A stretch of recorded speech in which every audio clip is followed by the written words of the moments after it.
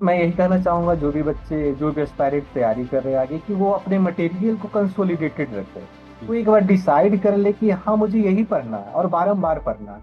Practice makes a man perfect, as we know. Hmm. तो हमें practice तो जरूर करना चाहिए सर, चाहे हम्म, वो प्रीवियस ईयर क्वेश्चन के रूप में, घटना चक्र के रूप में हो, या फिर आप ऐसा चाहें तो प्रैक्टिस के रूप में डिस्कशन भी कर सकते हैं, अगर आपके कोई अच्छे मित्र हो तो साथ में, हम्म, क्योंकि डिस्कशन का बहुत ज्यादा फायदा होता है। तो आप जब क्वेश्चंस को देखेंगे, एनालाइज करेंगे, तो आप पाएंगे कि क्वेश्चंस रिपीट हो रहे हैं, कि ये अगर कोई चाहता है कि पहले मैं प्रीलिम्स क्वालिफाई कर लूं और उसके बाद मैं हम्म, मेंस में लूं, तो ये पॉसिबल नहीं है सर। हम्म, तो मुझे यूट्यूब के माध्यम से सर, जब मैं ब्राउज कर रहा था तो मुझे इसके बारे में पता चला था। हम्म, हालांकि आपका प्लेटफॉर्म मेनली जो है इंग्लिश मीडियम पे बेस्ड है सर, हम्म। लेकिन मुझे लगा कि इंटरव्यू में ऐसा इंग्लिश मीडियम या हिंदी मीडियम क्या करना है। फिर आपसे कांटेक्ट में आया सर, फिर आपने बोला कि कोई दिक्कत नहीं है, हिंदी मीडियम का भी आपका है तो कोई दिक्कत नहीं है, आप इनरोल कर लो। उसके बाद जब मैं जुड़ गया सर उससे, तो मुझे इससे काफ़ी ज़्यादा हेल्प मिली। आपका तो थैंक यू कहना चाहूँगा सर, कि इस जर्नी में, इंटरव्यू वाली जर्नी में विशेषकर आपका योगदान रहा। मैं बिहार आना चाहता हूँ, बार बार आना चाहता हूँ, यहाँ की सूखी गीली मिट्टी में, घी से डूबे सुगंधित लिट्टी में, हर बार खो जाना चाहता हूँ। मैं बिहार आना चाहता हूँ, बार बार आना चाहता हूँ। हाय एवरीवन, आज हम लोग के साथ इस टॉपर स्टॉक में 70th बीपीएससी के टॉपर स्वयं राज हैं। इन्होंने रैंक 539 हासिल की है 70वीं बीपीएससी में, और इनके साथ कुछ खास बातें जुड़ी हुई हैं। जैसे ये हिंदी माध्यम के स्टूडेंट हैं, साथ में ये 9 to 5 वर्किंग एस्पिरेंट रहे हैं, ये मिनिस्ट्री ऑफ डिफेंस में एज अ क्लर्क कार्यरत हैं। साथ में इन्होंने ये हासिल किया है। प्लस इनके साथ एक और खास बात यह है कि he has failed 2 prelims and then he has given his first prelims, जिसमें उन्होंने क्लियर किया 70th में, then first mains and then first interview, और ये फर्स्ट अटेम्प्ट ही हम कह सकते हैं कि ये इनका रहा है। सो आज हम लोग इनके साथ हैं ताकि हम एक ब्रीफ स्ट्रैटेजी, जर्नी, मेंस की स्ट्रैटेजी, इन सब चीज़ों पे चर्चा कर सके। सो स्वयं, वेलकम इन दिस सेशन, और मैनी मैनी कॉन्ग्रेचुलेशन। हम लोग रिजल्ट के बाद बात कर रहे हैं। सो कैसी है फीलिंग और कैसा है एक्सपीरियंस अभी तक का? और thank you sir. Sir feeling तो काफ़ी अच्छी है सर, और हम्म, सबसे बड़ी बात है कि पहले प्रयास में ही हो पाना, ये हम्म, बड़ी बात होती है सर। उस पर भी अच्छे रैंक या फिर अच्छे पद पर चयनित हो पाना। हम्म। तो सर मैं, मेरा पूरा परिवार और मुझसे जुड़े हुए जितने भी लोग थे, आप जैसे मेंटर लोग, तो ये सभी खुश है सर। बहुत अच्छा, बहुत अभी क्या जॉब रिजाइन कर दिया है कि अभी लाइक वर्क कर रहे हो वहां पर? नो सर, अभी वही वेट कर रहे हैं सर। अभी अच्छा। डोजियर आना बाकी है सर विभाग में, तो जब वो अच्छा। डोजियर आ जाएगा उसके बाद प्रक्रिया होगी तो रिजाइन करेंगे। Very good, very good, very good. So Swayam, अभी हम लोग ब्रीफली डिस्कस करना चाह रहे हैं ताकि है ना बच्चा समझ सके कि एक टॉपर के बनने में क्या क्या प्रक्रिया होती है, मेंटल कैसा प्रोसेस होता है, जब हम लोग फेल होते हैं तो कैसा फील होता है, फिर हम कैसे स्ट्रैटेजी में बदलाव करते हैं। और ऐसा नहीं है कि अगर हमारा प्री का स्टेज कई बार नहीं निकल रहा है तो वो मुश्किल ही है निकलना, है ना। तो कई बच्चे ऐसा भी होते हैं कि वो एक ही तरीके से फॉलो करते आते रहते हैं और फिर उसमें कुछ भी बदलाव नहीं करते, जिसकी वजह से उनका प्री कभी भी नहीं निकल पाता ना, 4-5 अटेम्प्ट तक वो चले जाते हैं। तो हम लोग डिस्कस कर सकते हैं। You can discuss about your strategy related to prelims पहले, एंड देन मेंस के बारे में हम लोग डिस्कस कर सकते हैं, एंड देन मे बी फिर about the interview and everything. Sir मेरी जर्नी जो बीपीएससी की स्टार्ट होती है जून 2022 में। एक्चुअली होता ये है कि मेरे डिपार्टमेंट में डिपार्टमेंटल एग्जाम होना होता है ऑडिटर पोस्ट के लिए, जहाँ पर मुझे ग्रेजुएशन के डिग्री की कमी की वजह से उस समय मैं सबमिट नहीं कर पाया था, तो मुझे बैठने नहीं दिया गया था। तो मुझे लगा कि मैं कुछ बेटर अचीव कर सकता हूँ, मुझे अंदर ऐसा लगता था। तो मैंने सोचा कि चलो बीपीएससी की तरफ एक बार देखा जाए कि क्या किया जा सकता है। तो मैं जून 2024 में इसकी प्रिपरेशन में लगा। ओके। एक एक साल के अंदर मैंने सर 68 और 69 दो प्रीलिम्स दिए, और दोनों में कुछ कुछ नंबर से, एक में 5 नंबर से, एक में और कुछ नंबर से मैं रह गया था। सर उस दौरान मैं लीव पे था ताकि मैं प्रिपेयर कर सकूँ स्टार्टिंग से। तो जब मैं दो प्रीलिम्स क्वालिफाई नहीं कर पाया सर, तो मैं काफ़ी डिमोटिवेटेड हो गया था। और सर मुझे लगने लगा था कि शायद मैं बीपीएससी के लिए बना ही नहीं हूँ, ये जर्नी अब यहीं खत्म कर देनी चाहिए और वापस ज्वाइन कर लेना चाहिए ऑफिस। क्योंकि प्रेशराइज वहाँ मैं ऑफिस से भी हो रहा था कि वापस ज्वाइन कर लो, लीव तुम्हारी खत्म होने वाली है। फिर मुझे लगा कि ज्वाइन कर लेते हैं, आगे देखते हैं। फिर मैंने ज्वाइन कर लिया ऑफिस वापस, और 70th में लग गया। तो सर 70th मैंने प्रीलिम्स दिया, और लगभग 11 नंबर से मेरा वो प्रीलिम्स हुआ था सर, कट ऑफ। उसके बाद सर प्रीलिम्स के बाद 3 महीने का समय होता है, जनरली 3 से 4 महीने का किसी भी प्रीलिम्स के बाद हम्म। मेंस। तो 3 महीने सर मैं पूरी डेडिकेटली हो मेंस में लगा था, हम्म। और मेंस मैंने क्वालिफाई किया था सर। तो तो ये ये, पहले अटेम्प्ट में ही मेंस क्वालिफाई किया था? यस सर, ये 70 पहली बार मेरा निकला पहली था बार मेंस प्रीलिम्स। निकला था? जी जी, और ये पहला मेंस था, पहला इंटरव्यू था, या पहला हम्म। चयन जो कर सकते हैं आप। सर हम्म। तो ये जर्नी बहुत बड़ी तो नहीं रही, लंबी तो नहीं रही है, लेकिन सर मैं इतना कर सकता हूँ कि इसमें गहराई जरूर है सर। हम्म। मैंने इतना कुछ सीखा है, तभी जाकर के मैं हम्म। यहाँ पर मैं आपके सामने आज बात कर पा रहा हूँ। तो सर मैं जो भी है प्रीलिम्स के बारे में मैं कुछ बताना हम्म। चाहूंगा, ताकि जो मैंने दो प्रीलिम्स क्लियर नहीं किया था, क्वालिफाई नहीं किया था, मैं हम्म। नहीं चाहता कि आने वाले जो समय में जो बच्चे तैयारी कर रहे हों वो प्रीलिम्स में ही छट जाए, क्योंकि सर हम्म। वो जर्नी का फर्स्ट स्टेप है। सस्ते। अगर कोई बच्चा फर्स्ट स्टेप में ही छट जाता है तो वो धीरे धीरे डिमोटिवेटेड, हम्म। डिमोरलाइज होने लगता है। और अगर वो इस चक्र में एक बार पार हो जाता है, पहला चरण ही, तो उस प्रक्रिया में शामिल हो जाता है कि वो फिर आगे सोचने लगता है, हम्म। हम्म। मेंस हम्म। के लिए, इंटरव्यू के लिए, या फिर अगले फिर से प्रीलिम्स के लिए। हम्म। तो सर मैं कुछ अपनी जो गलतियां थी वो मैं बताना चाहूंगा, ताकि बच्चे सीख सकें। सर पहली चीज तो ये कि मैं स्टार्टिंग में बहुत सारे मटेरियल की तरफ भाग रहा था। कभी मैं पीडीएफ इकट्ठा कर रहा था, तो कभी मैं ये बुक देख रहा था, कभी वो देख रहा था। जैसे मैं दृष्टि का क्विक बुक भी पढ़ रहा हूँ, लुसेंट भी पढ़ रहा हूँ, कोई और बुक मिल गई या फिर कोई और पीडीएफ मिल गया वो भी मैं देख रहा हूँ। हम्म। साथ ही साथ सर मैं कई लोगों के संपर्क में था, कई हम्म। तरह के टेस्ट सीरीज मार रहा था। हम्म। तो ये चीजें क्या होती है सर, कि जो एनर्जी होती है वो इकट्ठा होने की बजाय सर वो हम्म। डिस्ट्रैक्ट होकर के वो फैल डिस्ट्रीब्यूट। जाती है। हम्म। फिर हम्म। हम लास्ट टाइम जब आता है तो हम रिवाइज नहीं कर पाते हैं वो जो चीजें होती है, हम्म। क्योंकि वो काफी वास्ट हो चुकी होती है हम्म। लास्ट तक हम्म। जाते जाते। तो सर मुझे लगता है कि ये मेरी सबसे बड़ी गलती थी स्टार्टिंग में। हम्म। तो मैं यही कहना चाहूंगा जो भी बच्चे, जो भी एस्पायरेंट तैयारी कर रहे हैं आगे, कि वो अपने मटेरियल को कंसोलिडेटेड रखें। वो एक बार डिसाइड कर ले कि हाँ मुझे यही पढ़ना है और बारंबार पढ़ना है। हम्म। हो हम्म। सकता है कि कुछ चीजें उसमें कम हो जो हम्म। बाकी किताबों में हो, तो हम्म। आप ऐसा कर सकते हैं कि आप इन चीजों को डिसाइड कर रहे हैं कि मुझे बस यही पढ़ना है, वो आप कई बार कंप्लीट कीजिए, 4 से 5 बार। फिर आप कोई दूसरी बुक देखिए या उनसे जो एक्स्ट्रा चीजें है ना, वो आप साइड में नोट कर लीजिए, ताकि वो आपको लास्ट एग्जाम के टाइम पे आपको रिवीजन करने में ऐसा ना लगे कि मेरे पास काफी सारी बुक्स है और मैं रिवाइज किससे करूं बार बार। हम्म। तो ये चीज किया जा सकता है सर। दूसरा सर, इंपॉर्टेंस ऑफ पीवाईक्यू यानी previous year question paper. Sir ये कोई भी एग्जाम रहे, मैं एसएससी की तैयारी भी करता था, अब बीपीएससी की भी तैयारी कर रहा हूँ, मैंने यूपीएससी के लिए भी सोचा था और कुछ मेहनत के लिए पढ़ा भी था। तो प्रीवियस ईयर क्वेश्चंस को कोई भी डिनाई नहीं कर सकता इसकी इंपॉर्टेंस को सर।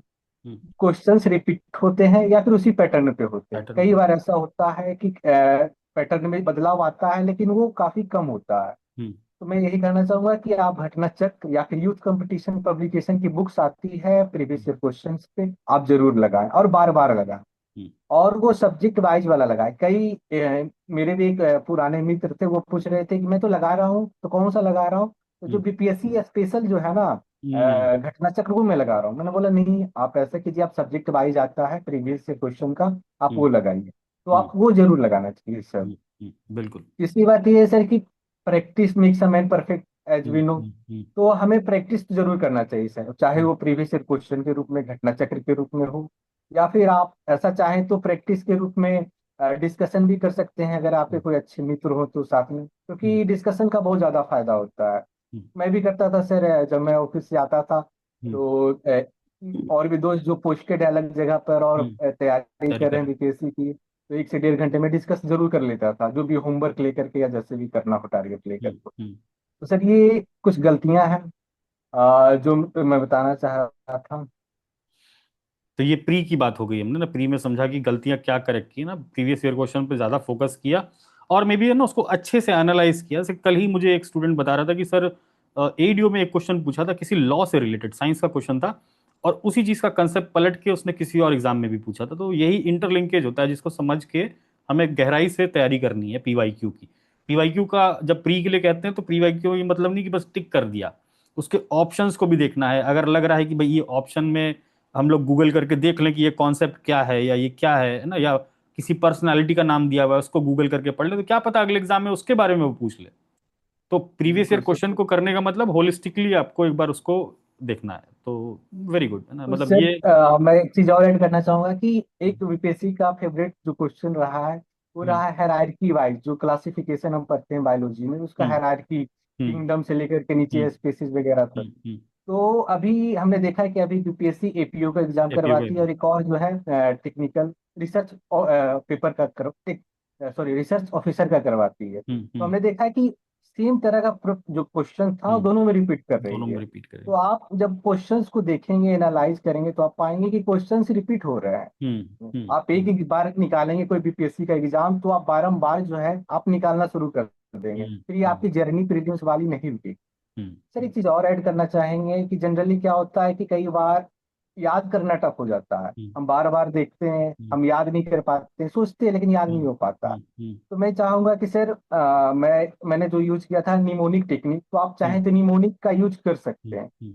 बिल्कुल। जैसे एक निमोनिक में बताना चाहूंगा सर कि दो तीन हम्म। दिन पहले एक करंट अफेयर या न्यूज में आया था कि हाइड्रोजन ट्रेन जो है वो चली है यहाँ पे, आपका शायद हरियाणा में चली है, हम्म। जिंद से लेकर के जो है जिन वो से, हाँ चली हाँ है। हाँ हाँ। हाँ हाँ, हम्म सोनीपत पे। हम्म सर तो आप जैसे इसको याद कर सकते हैं कि जो हाइड्रोजन ट्रेन है, हम्म जो बहुत ज्यादा, अगर कोई नींद में है और सोनी नाम की लड़की है, तो वो नींद में ही जो है हाइड्रोजन ट्रेन से एक जगह से दूसरी जगह पहुंच गई। हम्म यहाँ से सोनी हो गया, हम्म नींद से जिंद हो गया, और हम्म इस तरह से वो जो हाइड्रोजन ट्रेन से ट्रेवल भी कर रही। तो जब हम्म आप चीजों को किसी घटना से या फनी हम्म तरीके से रिलेट करके याद करते हैं, हम्म। तो वो आपके दिमाग में, दिमाग में। आपके हम्म मस्तिष्क में चिरस्थायी हो जाता है सर। नहीं, बिल्कुल बिल्कुल, इन सब चीज़ों का टेक्निक का यूज़ करना बहुत ज़रूरी है, क्योंकि फैक्चुअल बातें बहुत रहती हैं, उसको हर चीज़ को याद करना और रिकॉल कर लेना उस समय डिफिकल्ट हो जाता है, तो this things help mnemonics definitely. Yes sir. Okay okay, great है ना। और अभी मेंस के लिए कैसे अप्रोच किया है ना, because you have limited time, और पहली बार मेंस लिख रहे थे, तो कैसे उसमें अप्रोच किया था? और सर ये जर्नी जो है बीपीएससी हम्म की, ये अगर कोई चाहता है कि पहले मैं प्रीलिम्स क्वालिफाई कर लूं और उसके बाद मैं मेंस हम्म में लगूं, तो ये पॉसिबल नहीं है सर। हम्म जो इसका सिलेबस है मेंस का और प्रीलिम्स का, अगर आप कंबाइंड लेकर के पढ़ते हैं स्टार्टिंग से ही, तो ये जर्नी काफी इजी हो जाएगी। साथ ही साथ जो आपके पास जो समय बचेगा 3 महीने का मेंस के लिए, उसको उससे आप अच्छे तरीके से यूटिलाइज कर पाएंगे। तो सर हम्म मैंने जो अपनी जर्नी शुरू की थी जब प्रीलिम्स के लिए, तो साथ साथ मैंने मेंस के लिए भी पढ़ना स्टार्ट कर दिया था। जैसे जीएस 1 के लिए मैंने कुछ डीआई बनाने शुरू कर दिए थे। हम्म करंट अफेयर थोड़ा बहुत देख रहा था, क्योंकि मुझे पता था कि करंट अफेयर्स आगे जाकर प्रीलिम्स होने के बाद में देख लूंगा। डीआई हो गया, हिस्ट्री और पॉलिटी, दो हम्म इम्पोर्टेंट है, और ये दो स्टैटिक मेनली कहे जाते हैं, क्योंकि इनमें बहुत ही कम बदलाव होता है इनके प्रश्नों में, इनकी प्रवृत्ति में। हम्म तो मैं कहना चाहूंगा कि आप कुछ ना सही प्रीलिम्स की तैयारी के दरमियान जो है इतिहास और जो पॉलिटी है, इससे आप अच्छी तरीके से तैयार कर लें। हम्म डीआई बनाएं, लेकिन बहुत ज्यादा नहीं, लेकिन थोड़ा बहुत प्रैक्टिस करके रखें। हम्म करंट अफेयर के लिए आप न्यूज़पेपर देखते रहें मेनली सर। मेरे जो जर्नी है ना सर, हम्म उसमें न्यूज़पेपर का बहुत ही अहम रोल रहा है सर। जैसे हम्म मैं एक एग्जांपल देना चाहूंगा सर कि एक क्वेश्चन पूछा गया था 70th मेंस में करंट अफेयर वाले में, वो था कुंभ के मेले पे। हम्म लोगों ने एक्सपेक्ट नहीं किया था उस टाइम पे कि इस तरह का क्वेश्चन भी दे देगा। लेकिन सर मुझे जो है जब मैं न्यूज़पेपर पढ़ रहा था, तो मैं लगातार अपडेट हो रहा था, हम्म और संपादकीय के थ्रू या न्यूज के थ्रू कुछ डेटा भी मेरे दिमाग में थे कि उस समय शायद हम्म लगभग 60 या 66 करोड़ जो है हम्म लोगों ने हम्म डुबकी हम्म लगाई, हम्म और कई धर्मों के लोग थे, कई समुदाय के लोग थे। तो सर मैंने उस क्वेश्चन को बहुत अच्छी तरीके से डील किया था। तो ये चीजें तभी होगी जब आप जो है न्यूज़पेपर को कंटिन्यूअसली पढ़ेंगे। तो जनरली ये क्वेश्चन आता है, एक डाउट आता है कि हिंदी मीडियम वालों के लिए द हिंदू या इंडियन एक्सप्रेस तो है ही नहीं, तो कौन सा पढ़े। तो सर मैं कहना चाहूंगा कि इंडियन एक्सप्रेस ही जो है जनसत्ता निकालता है, उसका संपादकीय और उसका जो इम्पोर्टेंट न्यूज है, खास करके हेडलाइंस जो है, मेन न्यूज है, उसे आप जरूर कवर करें डेली। जिसका फायदा ना सिर्फ आपको जीएस पेपर में होगा, बल्कि निबंध निबंध पेपर में भी अगर आप संपादकीय पढ़ते हैं, तो उसके जो शब्दों का चयन है ना, काफी अच्छा होता है। जैसे हम कहते हैं कि द हिंदू हम पढ़ेंगे, तो हमारी जो है पकड़ लैंग्वेज पे, वर्डिंग पे काफी अच्छी हो जाएगी। तो जनसत्ता के साथ साथ सिमिलर चीजें हैं कि उसकी जो उनके जो शब्द प्रयोग किए जाते हैं, जो भाषा होती है, काफी अच्छी होती है सर। तो ये मैं एक निबंध के बारे में बताना चाहूंगा सर कि कोई अगर बच्चा चाहता है कि निबंध मैं एक लिख पाऊंगा जैसे रट करके, तो वो पॉसिबल नहीं है सर। नहीं है।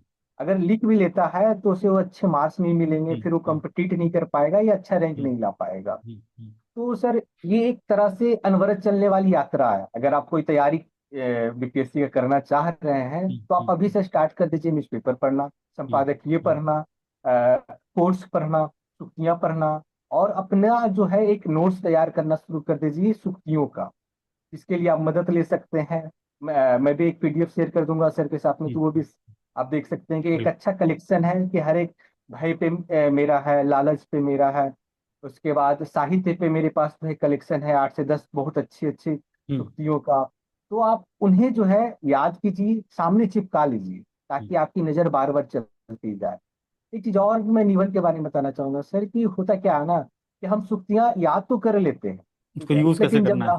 हम्म हाँ, यूज कैसे करना है, और हम्म एग्जाम या टेस्ट में जब हम लिखने बैठते हैं ना तो सुक्तियां याद नहीं आती है। हम्म तो हम्म मैं हम्म बताना चाहूंगा कि वो मेरे साथ भी स्टार्टिंग में होता था। हम्म होता इसलिए है क्योंकि हम उसे बस रट लेते हैं। हम्म जब हम हम्म उसे समझते हैं, उस पर एक विचार करते हैं कि आखिर इसका भावार्थ क्या है, हम्म हम्म क्यों ये कविता है या क्यों बनाई गई, उसके पीछे का भाव क्या है। हम्म जब हम उस पर डिस्कस करते हैं किसी मित्र से, या बार बार उसका यूज करते हैं किसी से बात करने के दौरान, वार्तालाप के दौरान, तो वो चीजें जो है सर परमानेंटली हमारे दिमाग में चली जाती है। जब बिल्कुल। कोई चीज परमानेंटली जाती है तो हम जब स्पीड में निबंध लिख रहे होते हैं टेस्ट में या फिर एग्जाम में, तो उस समय भी वो चीजें जो है ऑटोमेटिकली पेज पे उतर के आ जाती है कलम के माध्यम से। बिल्कुल बिल्कुल। तो ये बहुत जरूरी है। दूसरी हम्म बात ये है सर कि हम उसका यूज कैसे करते हैं सुक्तियों का।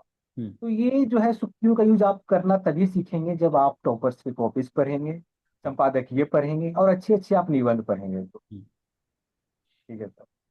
नहीं, इम्प्लीमेंटेशन करना इज इम्पोर्टेंट, और है ना, वैसे ऊपर ऊपर से अगर पढ़ना है तो वो फिर काम नहीं करता है ऐसे में। अब कुछ बिल्कुल चीज़ों सही। को आत्मसात भी करना होता है, कोट्स हो गया, डेटा हो गया, फैक्ट हो गया। अब जब बिहार के बारे में अगर आप कुछ लिख रहे हो तो बिहार के बेसिक फैक्ट्स आपको पता होने चाहिए। जीडीपी का फैक्ट पता होना चाहिए, इंडस्ट्री का डिस्ट्रीब्यूशन पता होना चाहिए, पॉवर्टी का डेटा पता होना चाहिए, अर्बनाइजेशन का डेटा पता होना चाहिए। तो ये सब आपको कहीं ना कहीं हेल्प करता है ऐसे लिखने में भी, और कोर्ट्स का तो है ही, ये रोल है ना कि उसको भी समझ सर के ही करना। आप बोल रहे हैं तो मुझे याद आया सर कि मैंने हम्म एक डेटा सीट या डेटा हम्म नोट्स भी रेडी किया था सर, जिसमें मैं जो इम्पोर्टेंट्स रैंकिंग्स है, हम्म इंडेक्स है, जो उनकी रिपोर्ट्स है, और जो एक्स वगैरह है वो, हम्म साथ ही साथ बहुत सारी चीजें मैंने उसमें ऐड की थी कि जैसे पर्यावरण या प्रदूषण पे है। हम्म तो कुछ अच्छी अच्छी चीजें मुझे जब संपादकीय के माध्यम से या कहीं न्यूज के माध्यम से मिलती थी, तो मैं नोट करता था उस कॉपी में। हम्म। वो सब कॉपी भी मैं शेयर कर दूंगा। ठीक है, हम लोग तो डिस्कस करेंगे इसके इसका ऊपर। यूज कैसे करना होता है किसी भी डेटा सीट का, हम जनरली सुनते हैं कि सर यूपीएससी वाले जो है ऐसा डेटा सीट हम्म बनाते हैं, हम्म हम्म बीपीएससी वाले बहुत कम बनाते हैं, हम्म जो कि एक स्मार्ट अप्रोच है सर। क्यों हम्म आप स्मार्ट अप्रोच है मैं बताऊंगा कि उस डेटा सीट का यूज सर जब मैं जीएस 1 का कॉपी या टेस्ट देने जा रहा होता था तब भी मैं देखता था, हम्म जीएस 2 का जा रहा होता था तो भी मैं दिखता था, एसी के लिए जा रहा होता था तब भी दिखता था, और यहाँ तक कि जब मैं इंटरव्यू दे रहा था इंटरव्यू। सर तो भी मैंने उस हम्म पूरे हम्म डेटा सीट को देखा था। तो आप जो है उसका यूज कर सकते हैं। बाकी कभी मैं डिटेल में सर इस डेटा सीट के बारे में कैसे यूज बिल्कुल, हम लोग करना है। करेंगे इसके बारे में और डिस्कशन, जब मेंस के लिए स्पेसिफिक सेशन करेंगे हम लोग, तो फिर हम लोग ये चीज़ डिस्कस करेंगे नोट्स और वो सारी चीज़ों पे। सो ओवरऑल है ना, मेंस में स्मार्ट अप्रोच रखना है, और ना मेरा प्री के जस्ट बाद टाइम वेस्ट करना होता है क्या, कि रिजल्ट कब आएगा और कट ऑफ क्या रहेगा, इन सब चीज़ों में मैं इंसाइट समझना चाहता हूँ। वैसे मैं भी बताता ही हूँ बच्चों को, लेकिन बच्चे क्या होते हैं कि वो मानता नहीं है दिल, और क्या ऐसा लगता रहता है कि भी रिजल्ट आएगा तब शुरू करेंगे, अभी पता चल जाए। तो जो भी इस जर्नी में कंटिन्यू करना चाहता है, भले XYZ इस बार एग्जाम निकले ना निकले, कट ऑफ के पास है नहीं है, बिकॉज कट ऑफ का प्रेडिक्शन भी पता ही होगा किस तरीके से 70th में भी हुआ, और हर एग्जाम में होता है ना, कट ऑफ ड्रॉप करके बताया जाता है या कट ऑफ ज्यादा करके बताया जाता है, ठीक है, और कट ऑफ एक्चुअल में कुछ और ही निकलता है। तो उसका वेट करना चाहिए कि अपने को सीधे 2-4 दिन का ब्रेक लेके प्री के बाद और मेंस में लग जाना चाहिए। सर जैसे मैंने पहले बताया हम्म कि जो बीपीएससी की जर्नी है ना, ये मतलब हम्म एक अनवरत यात्रा या अनवरत चक्र यात्रा। की तरह है। अगर हम्म। कोई सोच रहा है कि वो सिर्फ प्रीलिम्स की तैयारी कर रहा है तो सर मैं तो इसे मूर्खता ही मानूंगा सर। हम्म हम्म क्योंकि हम्म आपके प्रीलिम्स के होने के बाद 3 महीने के अंदर जो है मेंस का एग्जाम होना होता है। हम्म अगर सिर्फ कोई प्रीलिम्स की तैयारी कर रहा है तो 3 महीने कम पड़ जाते हैं। बिल्कुल। तो मैं तो कहता हूँ सर कि अगर वो इस यात्रा में, इस चक्र में रहना इस यात्रा या चक्र में रहना चाहता है सर, तो वो प्रीलिम्स के देने के बाद ही वो हम्म। मेंस में लग जाए, हम्म। भले ही उसका स्कोर कम आ रहा हो, हम्म। ज्यादा आ रहा हो।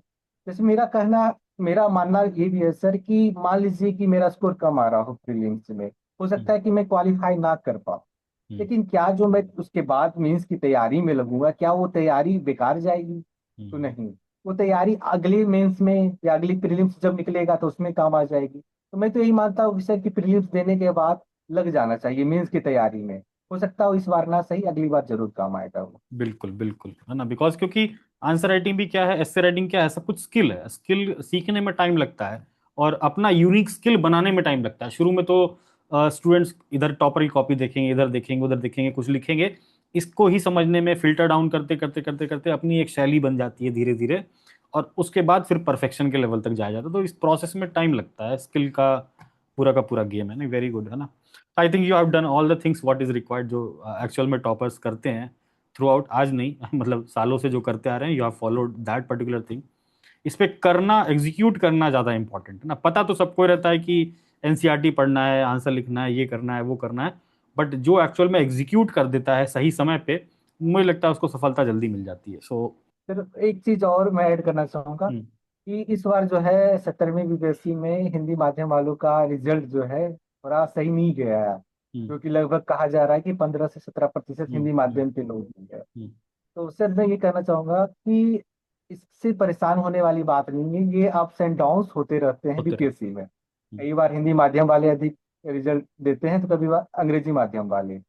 तो आप अपनी तैयारी करें, बशर्ते आप सही तरीके से हिंदी माध्यम की तैयारी करें। जिसमें मैं ऐड करना चाहूंगा कि आप एआई की भी भरपूर मदद लें, चाहे वो निबंध हो, चाहे GS1 हो, GS2 हो। कॉपी के कभी कभार इवैल्यूएशन में भी मैंने जेमिनी यही कह। का सहारा लिया था।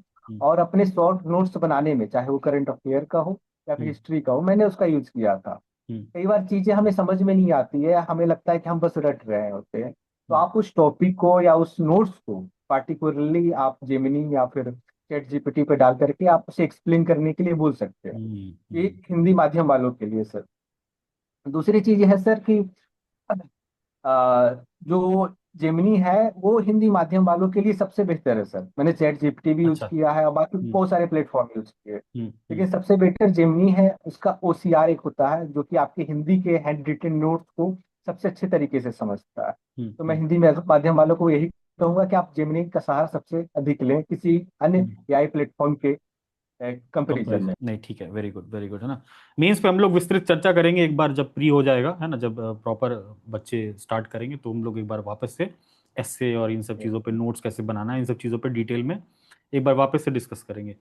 सो moving to the next segment, है ना। So how was your experience with educate Bharat, कैसे एजुकेट भारत में जो भी हम लोग के मेंटर्स थे, मैं था, सुप्रभात सर थे, कैसे हेल्प मिली, है ना। एक बार अपना एक्सपीरियंस शेयर कर सकते हो तो। सर अच्छा, सबसे चूंकि पहले ये कि प्लेटफॉर्म के बारे में पता कैसे चला था। सर चूंकि ये मेरा पहला मेंस भी था और हम्म। मेंस क्वालिफाई करने के बाद पहला इंटरव्यू भी था।